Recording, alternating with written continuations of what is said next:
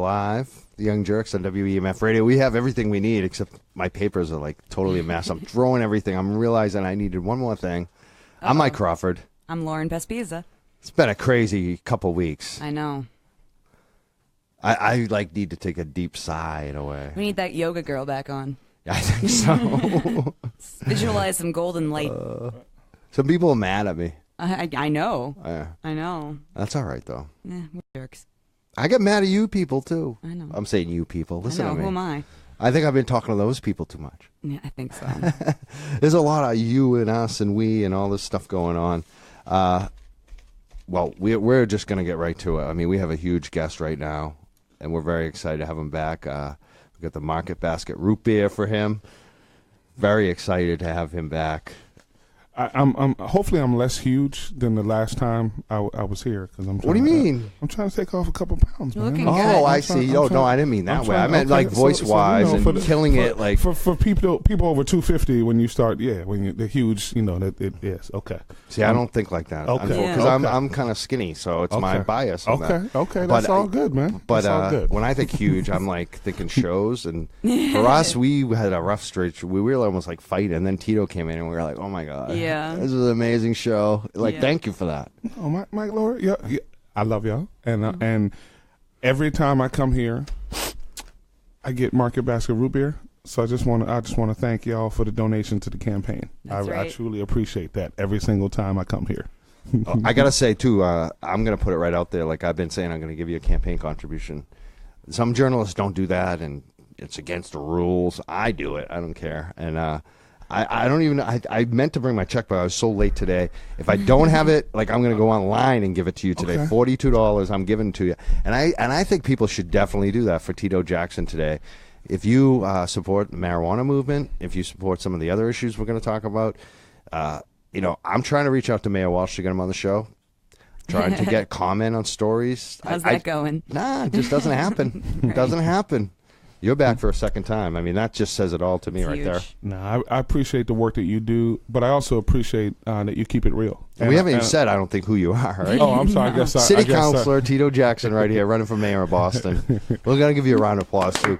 We got a number of people I want to make sure we applaud today. You're one of them. Huge. I appreciate it. But I appreciate the work that activists across the state of Massachusetts and also across the United States have done in changing the mentality about cannabis and ensuring that we stop the antiquated mentality about reefer madness, and that actually stems from what we were just talking about last weekend. Much of it stems from white mentalities around white supremacy and what was going to happen when it came to quote-unquote reefer. Right? And so we need to actually put this into perspective. And really, this is about mass incarceration. Right. And what we in the state of Massachusetts, and I want to give huge props to the coalition that came together to say yes to question 4.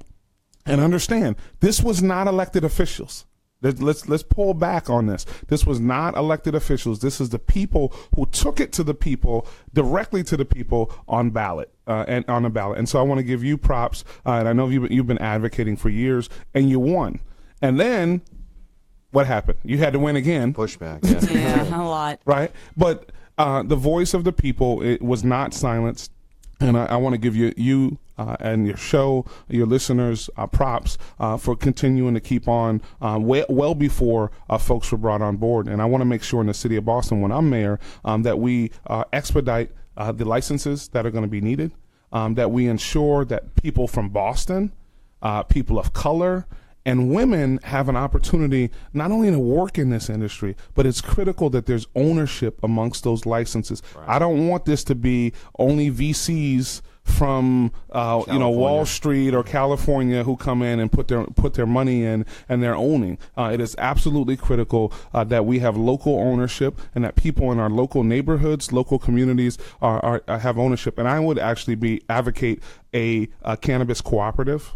Interesting. Some type of dispensary where there is a cooperative ownership, in particular for people who have prior queries and have had run-ins with the law. We have an opportunity. One of my favorite artists is Nas. And if I rule the world, I free all my sons and daughters. And so when it comes down to it, we have an opportunity to be innovative, not only in how we deal with this industry, but also how we deal with the social issues connected to this industry. So I want to give you all props. Your whole listenership in the state of Massachusetts won this past November.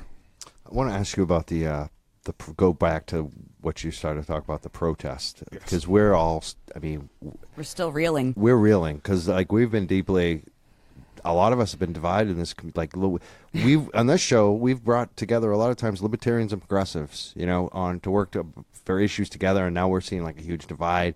And I've gotten really fired up this week, ridiculously so, maybe over the top, but I feel so strongly about it. But I just want to talk about what happened there, because people like Chris Ferrone, I think he's my editor. I want to give him a round of applause today. Yeah, and I saw all him the there. stories Chris is that awesome. Dig Boston did, the coverage that they did, I thought it was exceptional. And the cover. Yeah. Basically, the story, not even in Dig Boston, I think it was another outlet that he put it out, the long form feature. Was it The Nation? I think no, it might have been. It was The Nation. It was The Nation. I'm looking for the printout. I had it No, printed up. It was National. National Review. No, it wasn't. I know what it is, Okay. but I don't have it. We'll find it. We'll get it. But it was that long feature that Chris wrote up, and I thought it was excellent. Had the words from Monica Cannon explaining why a lot of the people in the march went, right? Some of the things you were talking about. Yeah. But it also talked about the police, how the police, in the beginning, some of the videos you could see, the police were actually handling it pretty well. Right. The first couple hours. They were dividing people and separating them when problems were arising in the crowd. They weren't starting riots. Yeah, and then all of a sudden, the news media and kind of the Twitter was reporting that the police were doing a good job and the mayor was doing a good job, and next thing you know, the police are in riot gear, almost instead of calming a crowd that's a little agitated, they threw gasoline on it. It seemed like, from Chris's reporting, and that's what a lot of people are showing in the videos. Do you want to comment on that? Yeah, so first I want to put in perspective, I want to give huge props to Monica Cannon for stepping up. So we live in a day and age where so many people sit the sidelines, so many people play it safe, play it careful. Well, you know what? We need actual leadership. Leadership that has a backbone and does not hesitate to actually step forward. And I want to give Monica Cannon Right. and Angelina Camacho. So they said, Right. listen, this is Charlottesville happened, right? So this is Sunday, and it went up on Facebook that Boston is going to have a march and a rally. So I talked to Monica. She said, yeah, we think we're going to get 200-300 folks out together, and we're going to stand together, right? In the first hour, 2,000 people. Right. Within 24 hours, I believe it's 4,000 or 5,000 people. That day, much like the Women's March, right? So you had, I think there were 70,000 who had RSVP'd for the Women's March, and then it was 175,000 people.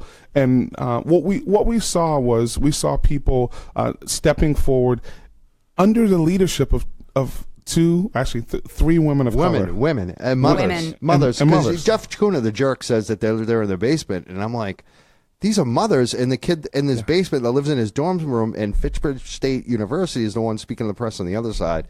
I'm like, sometimes the media just is so over the top, ridiculous. It is programming.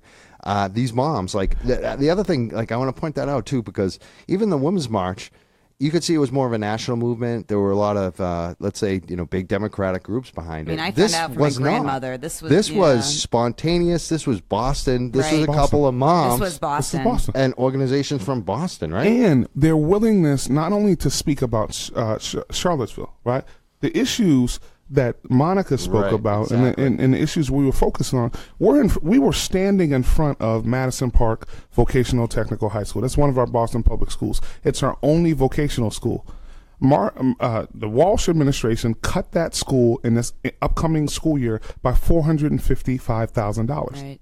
In addition, he cut 11 other schools by $11 million out of 49 other schools. So they were actually willing to call out what was actually going on in our city. They were actually willing to call out the fact that in the city of Boston, the median net worth of a white family is $247,500, and the median net worth of a black family in Boston is $8. So, and that's not my numbers. Those are not my numbers. So go online and check out The Color of Wealth. It comes from the Boston Fed. And they were also willing to speak about the fact we were in Roxbury. Right. We were marching to the Back Bay. The interesting part about those two parts of the city of Boston is that there's a 33-year difference in life expectancy. So if you live in Back Bay, you live to 91.9 on average. If you live in Roxbury, you live to 58.9. Interesting number because it's actually lower than the life expectancy of Iraq. Much lower, right? Or much lower than the average life expectancy of the U.S. In the U.S., yeah. right? And it's lower than the life expectancy of Iraq and Gambia, right? So that's happening literally in our city, in our time. Right. And we also got to speak about the mentality that this occurred in. Understand, the Walsh administration has denied the permit of the annual cannabis rally every year, right? So we do need to go back to whether or not this permit could have been it could have not been issued under the mentality that it was incitement, right? Because the real issue is, ask those people who put together the cannabis rally that occurs on in a public park, the oldest public park that we were in. And by the way, they have to go to court every single year. Yeah. Right. So it makes me scratch my head. So hold on for a sec. So people who are deniers of the Holocaust, folks who have a white supremacist, anti-Semitic, homophobic mentality, and the interesting piece here is, when it comes to free speech, I know there were others like, well, they were treated. That free speech is only about your ability to speak. Doesn't mean we have to listen to you. Right, we can yell and louder, it doesn't mean we can't protest it and call it out, right? Yeah. Exactly. And it's amazing what happened. What ended up happening is people came together. They stood together with one voice. And I would also note, let's out of 45,000 people, there were 33 arrests, 34 something like that, yeah. I didn't even know the number was that high. I thought it was 11, but maybe. So it was over a little bit over 30 a arrests. couple people with guns. Oh, that's right. Who were on the free speech side? Yeah, they were on the other side. Yes, they were free speech gun guys. No, not only did he have a gun, he had a bulletproof vest. He was on. ready to lock and load. And Jeez. two others. I don't did even too. people want me to focus on all the violence, but I don't focus on all that craziness on either side at this point. No. I want to focus on what you just said, the 40, 45, whatever it was. I've been doing this for a long time, like doing little rallies and little protests and all that, and I've never seen spontaneous like that come together. I just haven't seen it. Like, I know it probably has happened, I'm Women's not that old, March but is big, but this was very ideal. I well, mean, it wasn't from national groups. It was just like, this is Boston. Grassroots. And I want to give, and I also want to give Black Lives Matter, Cambridge, Didi Delgado, the work that she did, and bringing in folks who had done these rallies. Because this is the other thing, too, is there was a whole component around how to do this, right? So it's not just, hey, 45,000 people show up. They're already Let's doing take a walk. They're right? doing So this every day. It doesn't work. And so there was a structure to this. There was a media component to this. And I really want to give props to those who really stepped forward. And again, I was happy to follow the amazing women of color and I'm sorry, black women who stepped up to ensure that this actually worked out. Now, to your point around the policing, one of the issues that occurred was when we got to the park.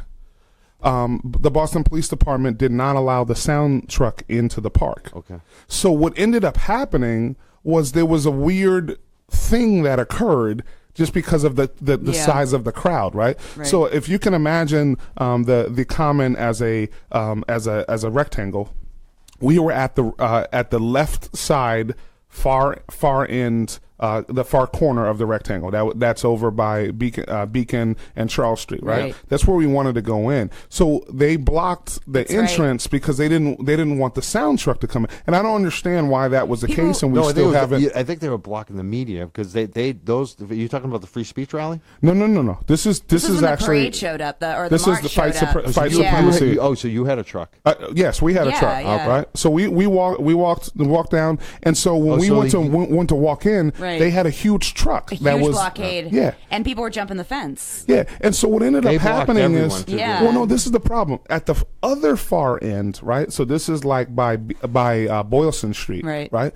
A huge group who would have come into the park with us, ended up walking into that entrance, right? So you had more people kind of going over more to the free speech rally, right? So that was, I think, an issue. And then by not having the sound truck, it is more difficult to control a large group because they can't hear you. Yeah, you're not speaking. Right. So we had to individual negotiate and finally got it going. And so what ended up happening, and we saw it when we were on the stage, one of the individuals who was part of the free speech rally was being guided up Beacon Street. Right. Which meant a lot of individuals who would have been paying attention to speakers had there been sound, right, ended up kind of looking over at the fence. So I would say this.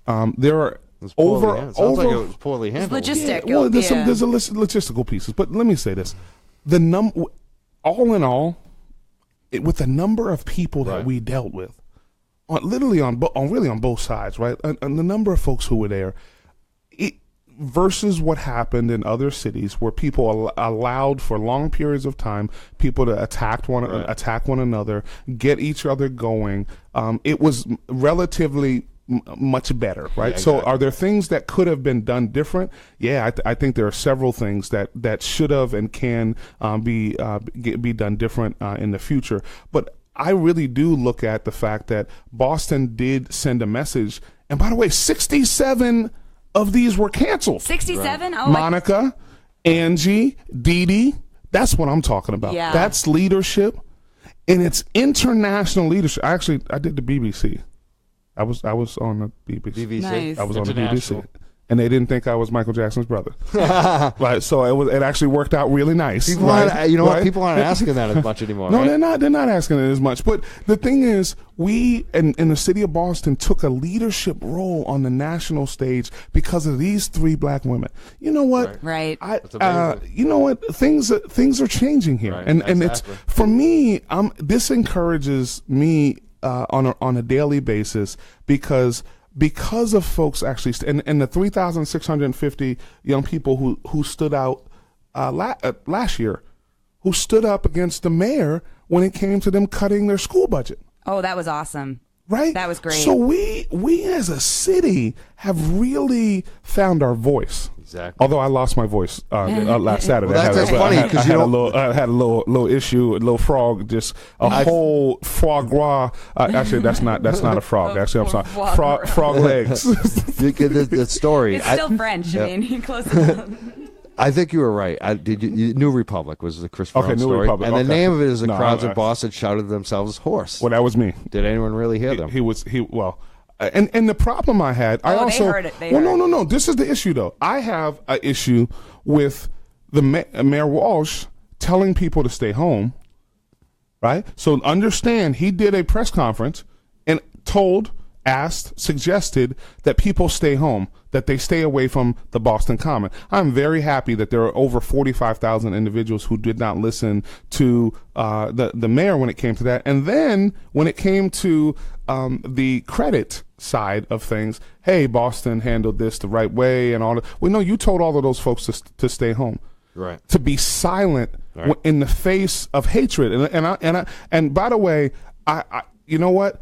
If you are hanging out with white supremacists, if you're hanging out with deniers of the Holocaust, if you hang out with folks who are anti-Semitic, there's a quote that says, "You are the average of the 5 people you spend the most time with." There you go. And I want to say something too. Yeah, about because I want to. This is why I'm so determined to focus on the goodness of those 40,000. You basically Monica Cannon, her whole quote. I want to read it. While it was our intention to send a message to those who would subject marginalized communities to domestic white terrorism, hate speech, and violence, we also stand in opposition to the most insidious and deadly forms of white supremacy. These include, but are not limited to, mass incarceration, income inequality, anti-immigration initiatives, police and local law enforcement, and housing and employment discrimination. I don't understand how anyone could be opposed to that at this point.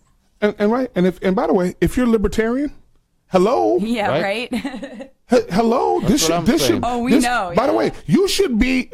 You should have been up there in the front with us, right? So when it comes down to what's going on, understand the individuals who stood up here are, I think, standing up for the fundamental values of who we are as a people, who we are as a city, and the ideals that we should be putting forward. So I can't imagine why folk would be upset that people stood up against these voices. And by the way, we have free speech cuts both ways. Right. So there's this mentality that that folks were just supposed to allow individuals to speak and spew hatred. And in fact, I know one of the individuals. I want to go on. Shiva. Shiva. I was going to say, I bet it's Shiva. Yeah. I know Shiva. Yeah, of course. Shiva, cut it out. Right. Cut it out, man. What's he doing? Well, no, he was at the rally. He was speaking. He was speaking. What's he doing? What's he doing? Like he's so desperate now because Howie Carr ripped him apart. Like, and he's got you. Like, seriously, is that what? How, like you. It doesn't make you look good. It makes you look worse. Yeah. You know, it's sad. I'm sorry. It's not. And it's usually good when Howie hits me. But that's so we have a lot of work to do together. And so I think there's a real component here that allows us to continue this movement, right? So this is not only about what's happening in that park that day. It's also about the disparities and the issues that we have relative to the fact that in Boston there's a 30% increase in shootings in our city right now. And I would submit to you, if that happened on Commonwealth Avenue, if it happened in Beacon Hill, on Newberry Street, there would be Humvees on every single block, and people would consider it a crisis situation. When there are black and Latino men and women who are being gunned, killed down, and killed in our streets, and by the way, a 4% arrest rate for non-fatal shootings. That's horrible. In the Walsh administration. Yeah. 4%. Conservatives should be all over that. Like, you know, because we're looked over here now. Like, this is what so pisses me off lately. Like, I was almost a libertarian at one point. Now I'm an independent. Now they're calling me a progressive liberal. And, like, conservatives should be all over this issue. And you're saying the same thing. The crazy part is they won't. I mean, I'm saying conservative stuff. You've been saying the same thing. No, man, I changed a little bit. I think I almost got brainwashed. Like, I think a part of that libertarian shit does brainwash people when you start saying race doesn't matter. Yeah, that's just crazy. That is crazy. Yeah, that's what happens in that movement a lot of times. That's what I've been calling out, and that's why they're mad at me. And there are some libertarians who don't see it that way. They actually believe that race does matter in the society. So there are some libertarians that are with us, you know, but most of them, I feel like it's like Warren said today. He said there's the alt-right libertarian party, and then there's a light libertarian party that says it doesn't matter, even though they're aligned with the half that say it matters because they're racist. Yeah, you know, it's just like that's what it is now. The crazy thing is we're meeting in Faneuil Hall now, right? For the next couple of weeks, we're meeting in Faneuil Hall, and it is. This weird feeling that comes over me every time I'm in there. One, my seat, Frederick Douglass, his statue is like right behind me. Nice. It's like, yeah, Frederick Douglass got my back. That's really cool, right? But the crazy thing is, the Boston City Council has not met in Faneuil Hall since 1822, right? So I think back to what was the city of Boston like in 1822. Right? So 1780, public education for all and all this other stuff. But when it comes down to it, there were slave catchers who were coming up still from the South during those times. And women did not have rights. And as people of color, even if you were free, you still had to actually, as black folks at that point, you still had to have deference. And then just thinking about the city of Boston through 1974, we still had segregated schools. Right. Till 1974. And understand, the housing in the city of Boston was not desegregated in terms of the housing developments until late 80s, early 90s, right? So we have a lot of issues that we are just dealing with, right? So what the context of race doesn't just go away. We have to deal with these issues. And when we look at our schools today, we have disparities in terms of how the majority of students are actually doing. So there's a lot of work that we have to do together. And I actually really appreciate the fact that we're hitting these things head on. And by the way, it hurts, right? There's some pain that comes with saying, hey, these things are unequal. Absolutely. There are people who benefited simply not because of how much they earned it, right? It's actually, there's some structures that are, right? Born. Birthright. Yeah. And they won't admit it. That just drives me crazy. And I'm not saying that every white person is like rich and had it easy, because I didn't have it easy. There's still a class issue going on here, but just reckon it's so not. I want to ask you some other things too, because we got speed. Number one, Brittany de la Creta, she put out a story about the Red Sox and EI and all this stuff, and then all of a sudden the Red Sox are, the owner is saying he wants to change the name of Yawkey Way. Yawkey Way. He's interested. Would you be interested in that? Why don't you think it's happened already? Do you think the mayor will get behind this? What do you think? Well, I think I believe that Yawkey Way should have a name change. And I think there's a whole host of folks. It'd be really interesting to think about the actual naming of things in our city. Last week, I also must note that I actually put forward a resolution to remove the part of I guess there's a plaque out on George's Island. Okay. Oh yeah, okay. Yeah, and it's actually a Confederate war memorial. Plaque. So weird. We will return it to whoever gave it to us. The Daughters of the Confederacy is actually who donated it. They can have it back, right? Yeah. And so I think it's critical that we actually, not that we erase history, but that we are historically sound when it comes to these components. And so when it comes down to this issue, I think it is critical that there's a change there. And I commend, and it's kind of one of those about times type things, but I commend this ownership team for actually stepping forward. And I also think that there are many things, and the other piece, and I've heard Sam Kennedy speak a bunch of times, they have actually embraced the reality and the truth about the Red Sox being the last team in the league. Right. To decide a black person on the team. Right. And there's a bunch of players that we might have broke the curse a little while long. The person everyone wants to be behind now, right? Right. Yeah. It's exactly. funny how Muhammad Ali, they hated him, now they love him. Yeah. Right? Exactly. Right. So there's all of those things. Yeah. Exactly. When you get a stamp and it's all good, right? And so when it comes down to it, we actually in our time, and Kamala Harris had said something. She and I'm going to paraphrase. She said, if you ever wondered what you would do during the civil rights movement, the time is now. Right. Now we know. Yeah. Right. Exactly. Like, this is your opportunity. Right. Right. So what would you? By the way, understand there were only 250,000 people at the March on Washington. Right. So everybody's grandmama wasn't there. I'm going to let you know that. Right? I know everyone said that they were, but they weren't. So the question is, where were you? Were you at the Common?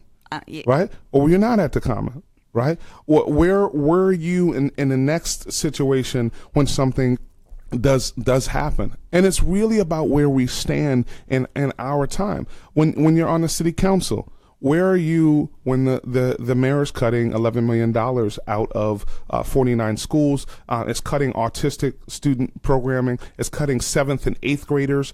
And they put 7th and 8th graders on the T. Right, they could kick them off of yellow buses. No kidding. Say, hey, get on the T. Yeah, they used to have buses. Okay, now I'm they sorry. don't have buses 6th, 7th, and 8th graders. I apologize. Right, so there are 11-year-olds that we're getting calls about right now. Yeah, and that becomes a problem too. And the the guy from Milk Street, the guy who, some of these, folks, we kind of went after them because they were against the dispensary and they were worried about the kids coming through on the T. This is a problem. It gathers the kids downtown because they're doing the internet, and when it causes problems, right? Well, and 11-year-olds understand you're going through some changes in middle school. There's some stuff going on, and they need guidance, and also we want to make sure that they're safe. First and foremost, that should occur. When high school students have to live 2 miles away to get a bus pass, right? So there are kids who, based on the neighborhood that they live in, can't really walk to school. That's awful. Right? Yeah. It's either too far or they're navigating a bunch of unsafe sidewalks. Yeah. It's dangerous too. Exactly. Like, I lived in this city for a long time. It is dangerous just walking down the street. Yeah, I got run over by a bicycle one day, on the sidewalk. It happens. Like a little 11-year-old kid, 2 miles. It's just. So these issues, to me, it is what we do in our time. Where'd you stand during the Olympics, right? Right. When someone was going to spend $12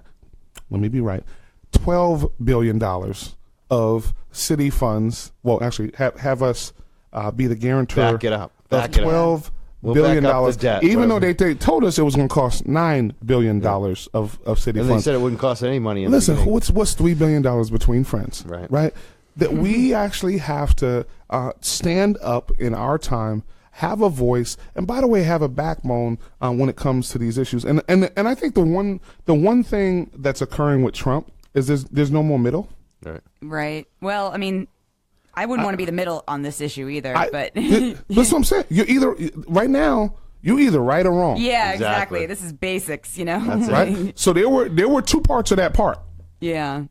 Right? You can, and so, and, so I think it is absolutely critical that people stand up, say where they are, show who you are right now, and we can deal with you from where you are, which I think is really, really important. And I would say, listen, I am going to be a mayor who fights for the equity of everybody in the city of Boston, who fights for housing affordability for every person in the city. The people who have a whole lot right now, they're still going to be good.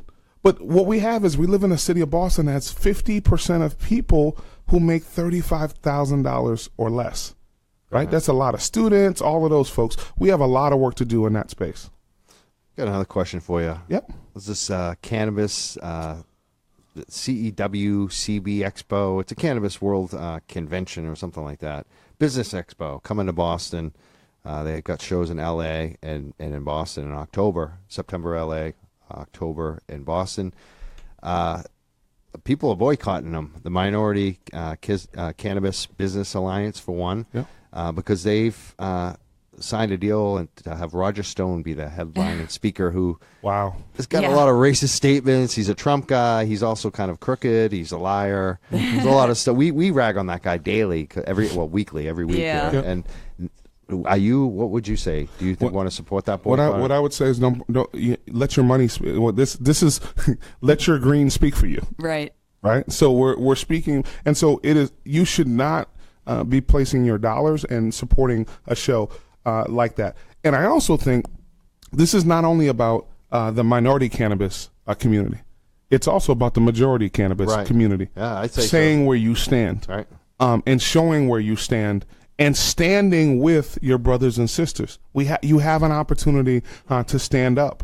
You have an opportunity. And by the way, Roger Stone should not and cannot be looked at as a leader in all things cannabis, right? So it is critical, right? But this is I don't want him here because he's crooked too. On top of all the racists and the hating women and the hating everyone and just being he's pro monopoly, right? So he got the casinos. It's very shadily how he got those casinos. How after he's worked for the Bushes, and if you look at him, he's a dirty tricks guy. Why is he doing the dirty tricks? So he can get money. I mean, that's what his deal is. Everyone knows what it is, and now we're going to bring this guy in. Exactly. Like, it's like you know, and it's offensive. It's offensive as hell. So Well, and I appreciate that young Jurks are stepping up. we're boycotting. No, Yeah. We don't even have to ask, right? We Lon? don't want none of that. Yeah. I'm guessing you're not going to be speaking, obviously. Right? That I'm not going to use my Whitney Houston phrase, but you know what I'm talking about. And so when it comes down to, I won't be there. I won't be in his presence, and I won't add in any gravitas to that event. And again, we have to be consistent across the board for folks to catch up and for there to be equity. And as mayor, I will really look forward to expediting the permitting process. To really looking at equity across the board in the permitting process. And also, we've talked about it before, we need to, the zoning laws treat dispensaries sadly like someone who has a sex offense. Right. And we have to make sure that we really look at and relook at zoning laws, and that there is equity, opportunity, and actually geographic diversity in where dispensaries are placed. I don't want there to be a Bourbon Street for cannabis. Right. I don't want it to be all in one section. I believe that again, there are many individuals who are helped by this on a regular basis. Folks who use it as a medicine. And then others who use it for other reasons. But when it comes down to it, we need to have geographic diversity in the city of Boston. But most importantly, those dollars need to begin to flow back into the city of Boston, to neighborhoods in the city of Boston, and we need to employ people here. And I fought very hard, and I'm happy at what happened at the State House. Is people who have a prior marijuana offense, I'd like them, and under the new law, they are actually able to actually participate in this space. And now, mind you, if you're at a casino, you're not allowed to do that, right? So if you have any infraction on your Corey, you are not allowed to Which do I that. like. I mean, well, maybe not in the casino. Casino's a different thing, but cannabis. We need the victims of drug war to get a chance back, especially for marijuana. Right. And the war on drugs was absolutely utter failure. And what we see right now, and by the way, when we look at what's happening around issues of methadone, around issues of heroin use, and now fentanyl, as well as carfentanil, those issues. If we had actually dealt with the crack epidemic, right, at the time that it was occurring, and not talked about 3 strikes rules, not talked about mandatory sentencing and all of those things, and helped people, and now it's called compassionate care. If we had done those things, we would have been much further along in terms of our ability to treat. And again, it only happens when it happens to white people. It's the same thing with marijuana too. Yeah. Like, it's like all of a sudden when it got popular with the white population, you know what I mean? It is frustrating. Was it ever not? And how can people deny it? That's what drives me crazy. We're the Young Jurks on WEMF Radio. We're here every Saturday at 6 p.m. WEMF. I'm Mike Crawford. She's Lauren Pispiz over there. And we got City Councilor Tito Jackson just killing it today. 617-903-7464. We will open the phone lines if you want to call right now. We'll take your calls. Actually, they're not open yet. We're going to open them in a second. Herbie's working on it. So if you don't get a ring, just keep trying. 617-903-7464. Herbie just gave me the thumbs up. It's Herbie. ready to go. Herbie the man. My dad's name is Herbie, so I actually kind of Herbert, like to. yeah. Yes, exactly. Yeah, that's what I'm talking about, brother. And you know what? We had a lot of comments too, didn't we? We've had just a ton. Have you? Yeah, I've been looking Can you read through. some of them, or are they positive? Very negative, or- positive. Everybody's big supporter of Tito, it looks like. And, people are talking about how the NBA doesn't want to pay to change the sign. I'm not sure what. The MBTA, maybe? Yeah, MBTA. That's what he said. We have. Oh, Tito... because they want to maybe change the some station names too? Right. The Yawkey station and stuff. Most of it's just like keep it positive. United we stand. Boston strong. I think that also, nationally, Boston looked very good last weekend. People were really commending us. So people are still there's a lot of good there. That's pretty much what I'm seeing right now. But the thing and what Monica has and Angie have really stressed, but Monica in particular, has been the work continues. The struggle continues. And yes, we were speaking about things on a national stage, but we have to think internationally and nationally, but we have to act locally. So in this September 26th, which is literally a month from now, it's election day. Oh boy. Right. And so the question is, do we want just the person who has the most money to win, or do we want the person who has the best ideas? The one who's fighting for affordable housing in the city of Boston and ensuring that people are actually able to stay and remain in the city that they built up to win. They're requiring developers to actually put more affordable units in and not empty out buildings, because that's what's also happening all over the city of Boston. People purchasing buildings and emptying folks who have paid their rent. This is not someone who did something wrong, but also someone who's going to deal with the real issues that are occurring in our city. And so I really look forward to that opportunity. We need folks to get out and vote. No, is this the, like, I know last time I remember in the Boston election, they had like a runoff. Yeah. And then the final. Is this the preliminary, or is this a final just This is the primary. And it makes a difference, guys. I want to let you know, this makes a difference. Understand, if we win the primary, we can make this thing happen. Right. It can be shock the world. That's right. Right, so I think you got a chance. So the objective is not. We're not in this for incremental change. We're not in this to move the needle a little bit. What we're in this to do is real structural change in the city of Boston that's going to uplift everybody in the city of Boston and bring all of those folks who deserve to be at the table to the table. My job and my objective and my motivation is to bring everybody to City Hall. That building's not, even though it had the ugly grass stuff in the front, but that building is not ours as an elected official. It's the people's building, and we must have an agenda that deals with most of the people. What's happening right now is 87% of the stuff being built in Boston is built for the top 25%. Right? So we're all out of kilter. We got folks trying to do Olympics and IndyCar in Boston, Seaport. Right? You had to have the Attorney General lawsuit, get the money back. The state of Massachusetts come in and say, "Hey, we need to get your money back." Because the mayor signed off with a guy who's fraud, who's basically a fraudster until AG forced him to pay it back. I mean, that's basically what happened. He wouldn't pay, and all of a sudden he found money. That was weird, what I found weird. Right, and they had to have IndyCar, the national IndyCar, come in and say, "Oops, we signed with someone who had never done a sporting event." Because that's part of his. They say you can't do sport. Well, you never did a sporting event before. It's not like that's going to be like this one. This is like not like a football game in a football field. It's like a freaking in the city. And it was going to be on move-in weekend. Right. Oh, lovely. Yeah. Right. So that wasn't going to work out. And then we have all of these issues around. You saw what happened with Top Chef and all of those other issues. We need someone who's going to have scandal-free government, who's going to come in and pay attention to what is going on with real people in the city of Boston, their problems, and stop with all. This is not ESPN. We're not looking for the biggest sport event in the country. And by the way, I don't want to harm great events like Boston Calling.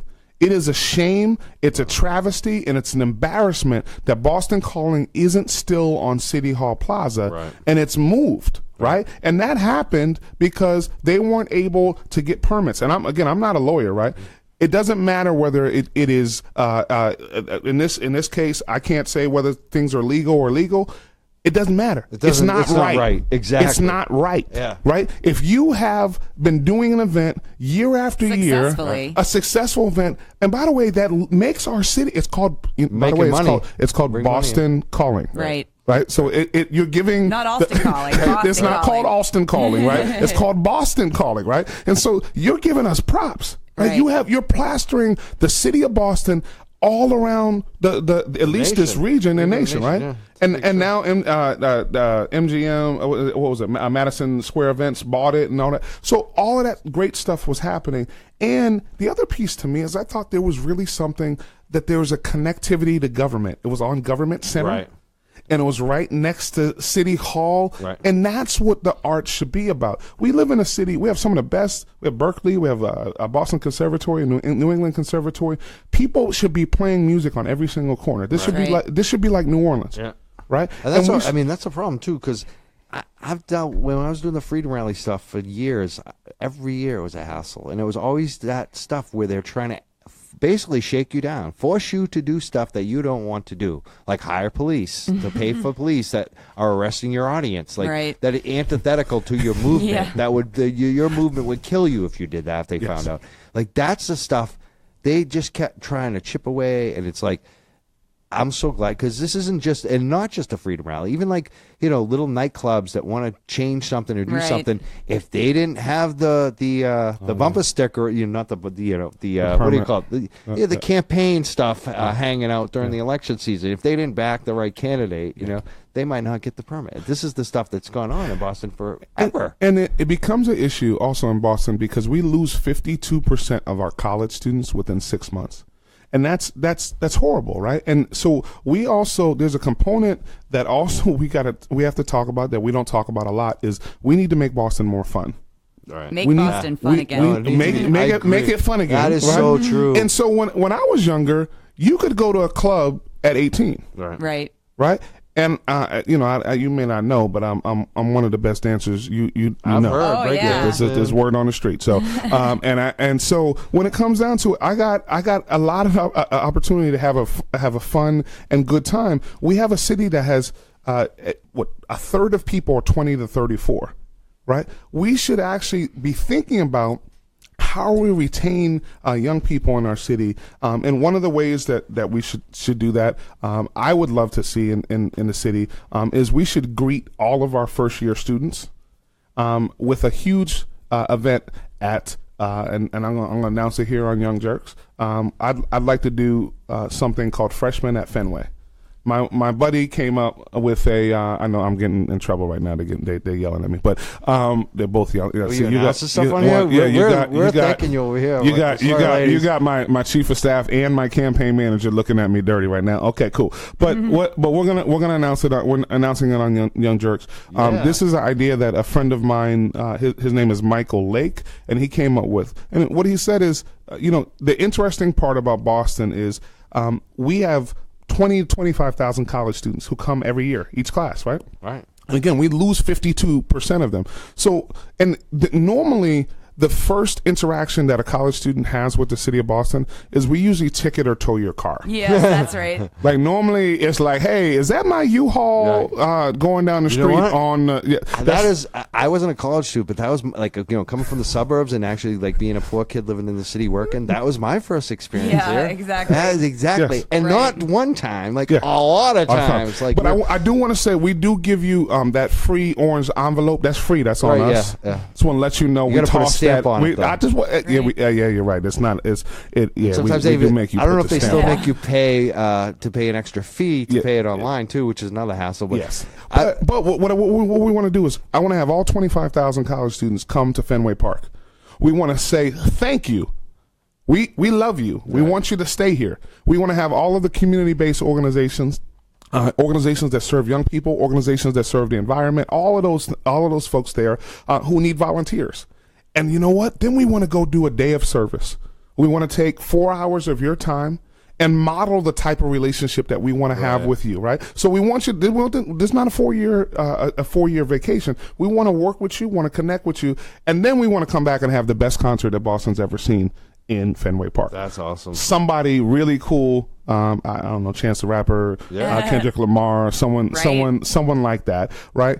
And to have that be that class of 2017, the class of 2018, that Boston, not only your school, because you're not only here for school, you're here to interface, interact, and uplift our city. And then we have touch points with you along the way.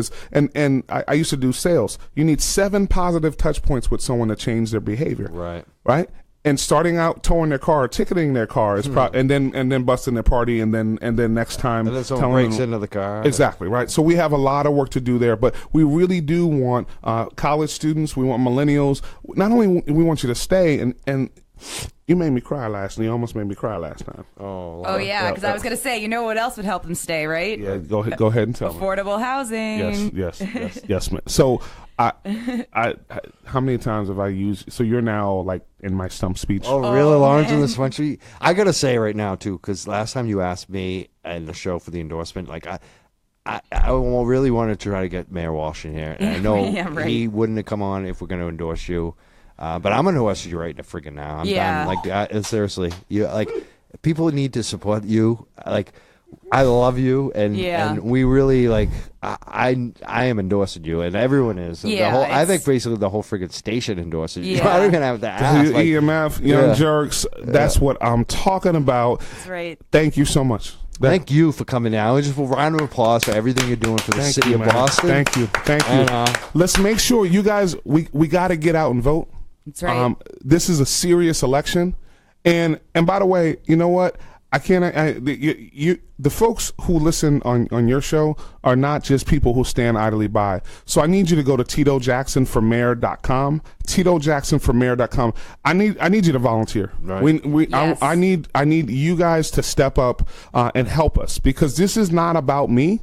This is not about a small group of people in the city of Boston. What we're building right here is a movement so that all of Boston, not just some of Boston, is able to live here, to be able to build their families here, and actually to make the city better. We are losing people. This is going to be San Francisco if we don't wake up. Right. We're going to have poor people in affordable and place-based affordable housing, rich people, and no middle-class people here in the city of Boston. So, Young Jurks, I need y'all. I encourage everyone to get on that website. Say it again, Tito Jackson. TitoJacksonForMayor.com, and we're going to give you a buzz within 48 hours to get connected with us. TitoJacksonForMayor.com. We need you to volunteer. We need you to donate.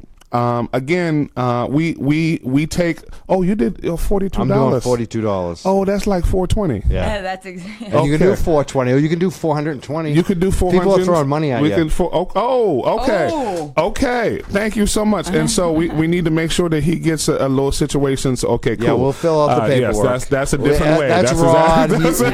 We're gonna report it. Okay, we are gonna report this. Yes. Right. So it's a 20 spot. It is a 20 spot. I'm not getting you in trouble today. I know all about it. So and send checks if you can, or just you pay online. Let me bring this up too, because I'm a social media guy. People can go on your Facebook and invite their friends. If you know people in Boston, you know people in the community, send them there. Tell them to like the Facebook page. Yep. Get involved. You know friends who are in Boston. I do this all the time. Talk to my friends, and you can influence them. They don't know what's going on half the time. If you tell them and turn them on to, and don't, it's not even a big push either. It's just say, hey, did you know this guy's running? You should check him out. Exactly. They're going to decide themselves. Invite them. And especially on Facebook, the thing I like about Facebook, the friends who are probably going to want to support Tito and they'll Jackson. be happy you invited them. They'll be thank happy. you. Yeah. That's what's up. Am I allowed to? Can we do a song? No song. We can do songs, I think, or something. But okay. I also want to bring in your campaign manager. So bring in come on over. She needs to come over. So you got two black women over here. I sure do. And y'all are gonna have to. You do have to queue up the. Did we do vote for Tito Jackson song last time? Do we have that? I don't think we did. Do we have it? Did we do the vote for this? Is we're putting Herbie on the spot now. The best campaign song. There's actually two. You have campaign songs. I have the vote for Tito Jackson song. Are they on YouTube? And then we on YouTube. They're He's both looking on, them vote up for right Tito now. Jackson, and then we also have the Tito dance. But the other piece is it's not the Egyptian belly dancing brother. It's not him. So I just want to let you know he's going to play the right one. Yeah, no, he might play the wrong one. Herbie always will. He will. Put on the right one. I just want to make sure it's on the money. Herbie. Yeah, I don't want to. Yes, exactly. So I want to introduce a very good friend of mine, someone who is well known in the cannabis community. And she has just emerged as an amazing leader and just an awesome force of nature for me. This is Tashonda Vincent Lee. Tashonda, how you doing? I'm all right. Thank you guys for having us. Thank you. I'm not sure we can we hear that, Herb? Go ahead. Can you hear me now? There we go. So I just want to note, we're having some conversations about inclusion at City Hall, and I want to let folks know that women run my inside office. And Nichelle Sadler, who's sitting over there, she's my chief of staff, and Tashonda Vincent Lee is my campaign manager. And again, we don't only talk about it; we actually are actually acting it out, and we put it into play every single day. And on a regular basis, we have the most dynamic and amazing leaders in the city, actually running our campaign and our inside office. And Tashonda is my campaign manager, and she's awesome, fantastic, and amazing. I want to ask you two, why are you spending all your time on this campaign, Tashonda? Oh, wow. It's for a myriad of reasons, to be honest. The quick and easy of it is, as a triple minority, I am African American, I am female, and I also am engaged to a beautiful young lady by the name of Sharita Bernier. Hey, sweetheart. And often traveling and maneuvering in this life, there are many times that you're not heard, and you often don't know the reason why. You don't know if it's because you're a woman. You don't know if it's because you're black. You don't know if it's because you're gay. But you start to pay attention to the systems that control and have the power over your say, your voice, how you live your life. Right. And when I moved to Boston, I was very much entrenched in politics and learning everything that I could, because I wanted to change the world that I live in for the best. So I learned that I had to listen to what people say, what they don't say, what they do, and what they allow to happen. So after I did that and I sat down and I understood that the way Boston was set up is that it's a strong mayor, weak city council model. Right. And I looked at what the actual powers were. So I learned that my buddy Tito over here has the ability to say, no, your budget sucks. You shouldn't cut 49 schools. You shouldn't kick kids off of the bus. You should actually have homes that are affordable, that people can live in. And yes, he says those things, but then when it comes down to who has the final say, it was the mayor. Right. So when I understood that, I learned that, I started to unpack what the current mayor would say and what he would do and what he allowed to happen and what he didn't say. Right. And through that, what I learned is that you find these people in life, they look great on paper. Right. But then when you start to read the small print and you learn the difference between shall and what is it, Tito? You teach me that all the time. Shall and may. Those are huge words when it comes to law, when it comes to the language. Law, huge. It is. I'll just say that the incumbent did not do all that he could. I actually am displaced. I can no longer afford to live in the city of Boston. When I first moved here, it was great. I loved it, everything about it. But then I couldn't afford to stay. So then I'm like, well, why do you keep saying you're building all of these affordable housing units? And then I looked up the range, and I learned that you have to make $70,000 to live in most of these units. And that's at the base. Right. So that's not including utilities. No. That's not including transportation. Right. And God, parking spaces are mortgaged in Boston, literally. Right. And well, why are you saying affordable? That's not affordable. And then you learn that the majority of people make $35,000. So why do you keep touting that you're building affordable housing? You're not. Yeah. Affordable for whom? Right. So after looking through the agenda, and then for us on the cannabis side, I'll say it. Once we came across our real reefer madness here, it was the Safe and Healthy Massachusetts. Yes. And I learned that the mayor was behind that. Oh, yes, he was. And still a part of his stump speech. And understand, I have a background in mental and behavioral health and substance abuse.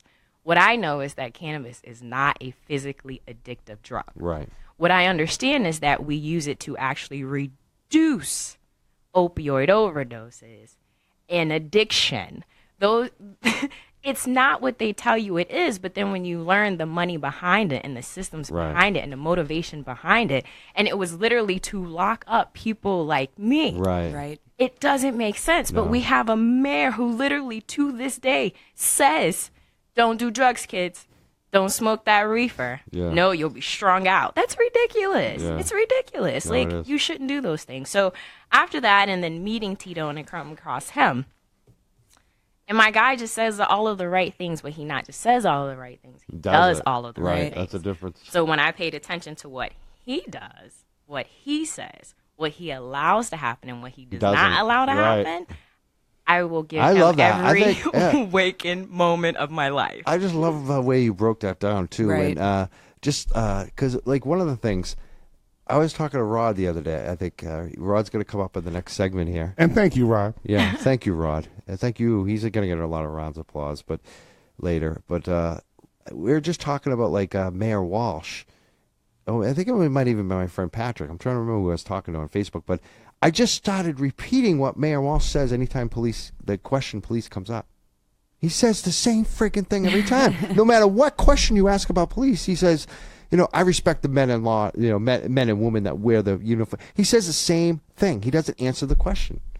You guys answer the question. That's why we love it. Like, that's why we're so excited to, like, you think that's great. Let me tell you my new favorite one, because I'm in this life and this is what I get to do, right? She's about this. My new favorite line of his is his response to the 4% arrest rate in non-fatal shootings. I'm sorry, non-fatal shootings.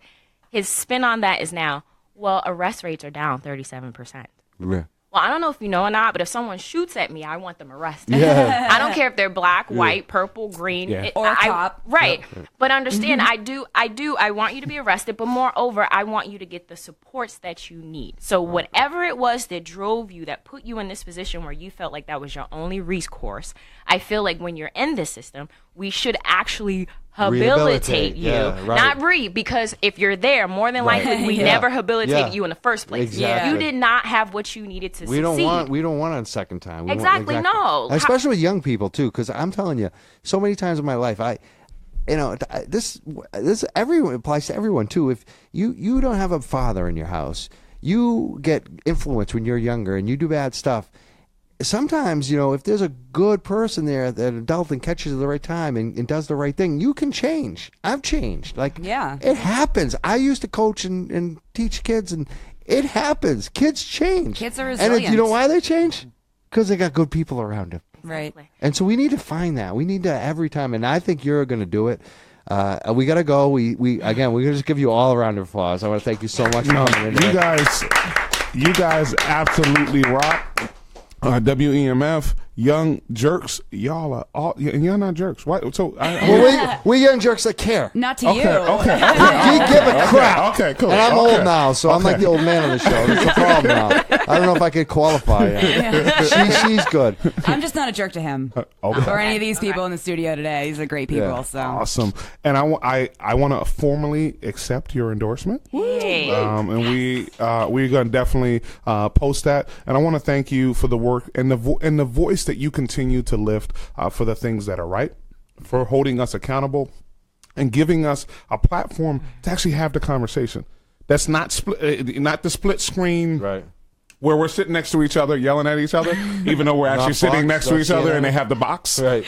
So we do need to have a conversation about many of these issues. And I'm going to say this, some people won't be. I appreciate that you actually have the other side come on and try to explain, but to try to explain what's going on, because you know what, when it comes down to that, I'm going to continue to talk to those folks, because it is critical for folks to understand that we're not just blowing smoke out there. There are things that are happening and lives that are being lost on a regular basis, and folks are not hearing and are not helping others come along. We have to, as a city, and by the way, when we lose any young person, we lose a part of the future of the city of Boston.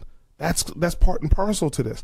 And we live in a knowledge economy, right? So we need really smart young folks who are actually here and doing well. And we're going to continue to make sure that we look out for everybody in the city of Boston and not simply just some people. Huge shout out to my friends from Young Jurks. Thank you so much for this opportunity, and I want to come back again and again. And actually, when I'm mayor, we're gonna have to have. I don't know. Can we do a Young Jurks? You know what? Why are you always throwing parties? Okay, I want more parties, the better. Okay. Always. So this is a party every time you come in. That's all we need. We just need you to keep coming back. So the other Can we schedule it now or now for like the next month? Well, no, that's the thing, because she knew I was going to say party, and then she's like, because that's one of the things that continues to get removed from my. She's like, you can't have a party eight times. Okay, cool. We'll go to all your. What we're going to do is we're going to go to your party. No, we are going to have one, and you are definitely invited. I ask that you please show up. All right, we will. I'm going to bring back. Oh, wait. One thing I got to say. My girlfriend was a union organizer at BU, Boston University. Oh, wonderful. She's also done radio forever. So she's got 2 names. You might know her by a different name. She's met you. She loves you. And she does WAF now. She used to be at BCN. Her name's Carmelita. And I said last time she got mad at me, I didn't say, you got to tell Tito I love him and I met him. And when I was in the union at BU, the UAW, that guy is there for us. And like and we're going to continue to stand up for folks. We should have a $15 an hour minimum wage, and we also need to make sure that folks in the city of Boston are able to have a livable wage. Right, we have to have these conversations, especially with colleges and universities who don't pay taxes. They pay this thing called payment in lieu of taxes. The next time I'm on, I want to tell you about a deal I was able to cut with Northeastern University. I got $1.5 million from Northeastern for small businesses. Right. I also got additional scholarships from them, as well as part of their procurement. So understand, they spend $150 million a year. So we say we just want 10%. That's all. And at BU, their operating budget is $2.1 billion. So if we got 10% of the spend from every college and university for Boston-based businesses, for businesses owned by women and for businesses owned by people of color, we would actually be able to transform the whole economy here. So instead of investing in companies like General Electric with our incentive dollars, why don't we help folks start their own businesses in the city of Boston and uplift people in the city of Boston? GE, you know what? Go ahead. You go ahead and continue to bring good things to life and have fun and leave our money alone. Right? And so we're going to invest. We're going to invest those dollars with people who are innovators right here in the city, small businesses, tech businesses, all of those things in our city. Shout out to Young Jurks, Mike. Thank you, my brother. Tell your girlfriend. Mike's the bomb. I know. Can I call you El Boogie? Am I allowed to call you? You can call me. Okay. What do you call him? I've been wanting to call her. I just wanted to call her El Boogie. That's her new tag, El Boogie. El Boogie. I'll call her LB. LB. Tito gave you a nickname? I like it better than Lauren Pepsi. That's my God. That's Warren's name. Moving on. Wow. Moving on up. This is amazing. Awesome. This is like Christmas for us. I know. It really is. See Mike's hat. I'm in his stump speech, he said. I'm just like all aglow here. We go like this is a long segment, but like Tito's like just keeps going. I love it. Like most of the politicians want to leave after a while. They're like, can I go now? Do I have to answer another question? So I'm getting thrown off again. No, we would keep you, but we have other guests. It's all good. Well, they can throw you off because we've been endorsed. Exactly. It's all right. Actually, it's only downhill from here. So I can only lose it from here. Awesome. Thank you all so much. Thank you, Mike El Boogie. We'll be back in a few minutes.